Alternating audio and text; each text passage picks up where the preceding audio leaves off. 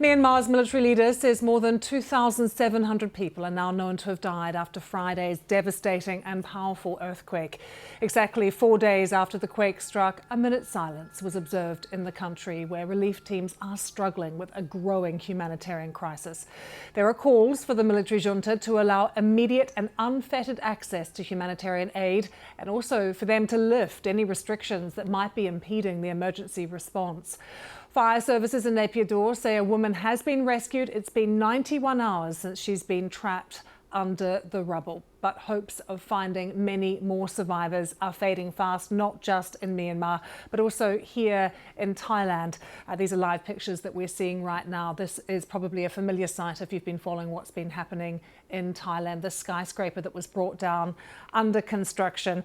The governor of Bangkok saying the city's designation as a disaster zone, which was given after the earthquake, has now been lifted.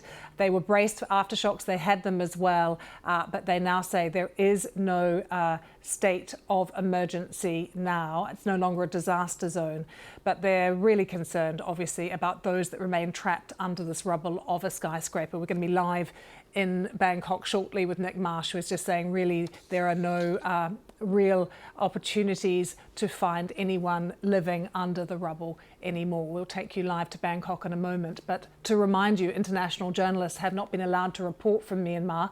The BBC does have a Burmese service which reports from inside the country for the people there, and they sent us this report from Mandalay.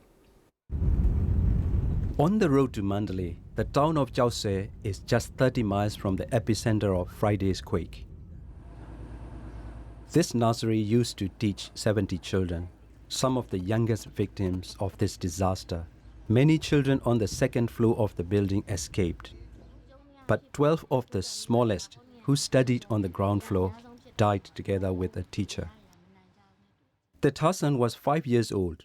Her grandfather Chue Nyen has come to where she died to invite her soul to come home with him, a Buddhist ritual for those who die suddenly. He tells us that he had a strange feeling that morning and wanted to tell his daughter not to send his granddaughter to school, but he didn't.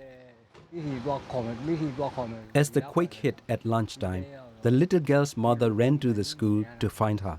Chue Nyen says they searched together for 3 hours until they found her body. He knew she would be dead, but he still wanted to find her, and he is relieved that she was still in one piece. Dawkins' son is a teacher from the next door school. She was injured during the quake. I was sleeping when it happened. My older son came to wake me up and said, "Come, Mom, it's an earthquake." I heard the noise bang, bang, bang as I was running out. Because I was half asleep, I didn't know it was a quake. Once I was outside, I looked back and this building had already collapsed. Chao Se is just one of many towns affected by the quake. But here, the loss of so many young lives has been particularly devastating.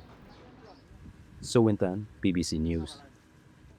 And we'll talk more about humanitarian aid in Myanmar shortly, but let's update you on what is happening in Bangkok and take you straight there and join our correspondent Nick Marsh.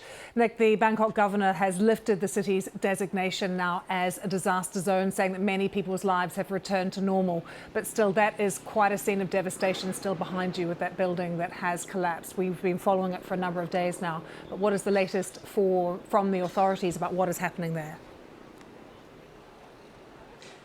Well, we're coming to the end of day 5 of this operation that you can see behind me, Lucy. The vast majority of the time that we've been here, and we've spent a lot of time here now, it was a search and rescue operation. The mood was hopeful that survivors could be found. I think today's the first day that the mood, the tone of the authorities has really shifted, and now it is essentially a search and recovery operation. We do see from time to time bodies being retrieved. There have been 14 confirmed deaths here underneath this mountain of rubble. That was supposed to be a new government office which came down on Friday.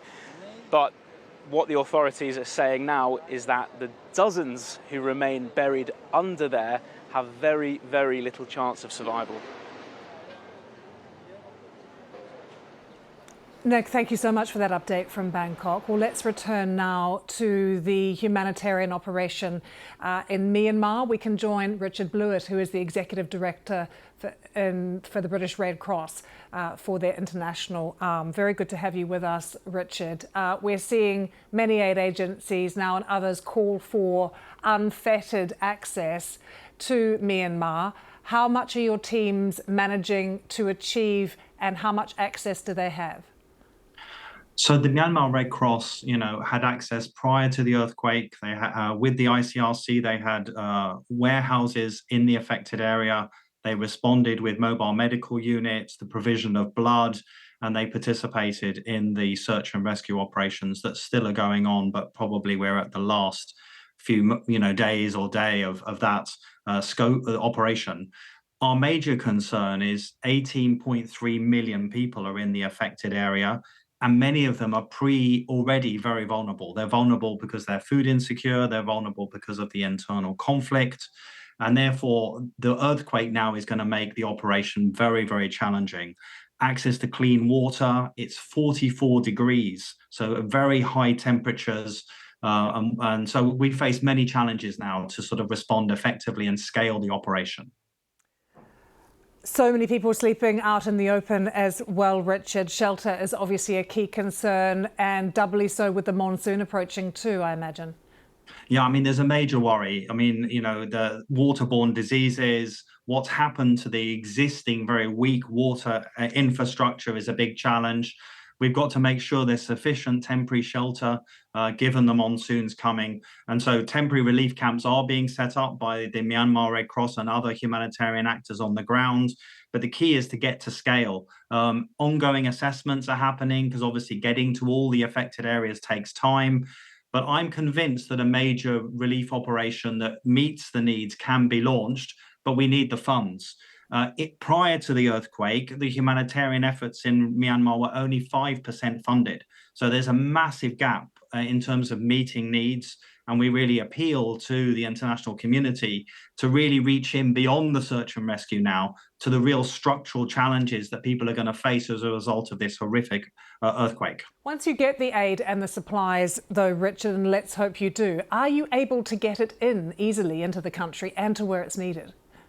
There have been historic delays getting it in, but we're convinced that those will be eased. I worked in the response to Cyclone Nargis, I led the assessment in Myanmar. And at that time, the authorities let the humanitarian operation move to scale.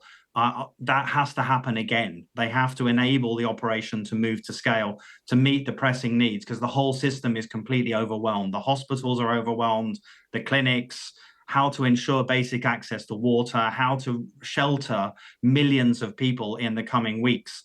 That will need a flow of aid that has to be significantly ratcheted up. But that said, the Myanmar Red Cross and other local actors are doing ongoing relief efforts that do make a real difference. The key now is to get behind their efforts to enable them to scale. Richard, good luck with your work, and thank you very much for joining us, and to your teams on the ground, of course, too.